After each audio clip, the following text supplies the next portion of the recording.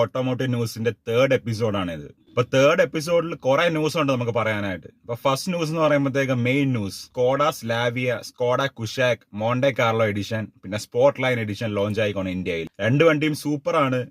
Look ആവട്ടെ, performance ആവട്ടെ, സൂപ്പറാണ്. പക്ഷെ ഒരു സാഡ് ന്യൂസും കൂടെ ഉണ്ട്. സ്കോഡ അവരുടെ 1.5 ലിറ്റർ രണ്ടിന്റെയും, സ്ലാവിയയുടെയും കുഷാക്കിന്റെയും MT manual transmission version discontinue ചെയ്തേക്കുവാണ്. അതൊരു സാഡ് ന്യൂസ് ആണ്.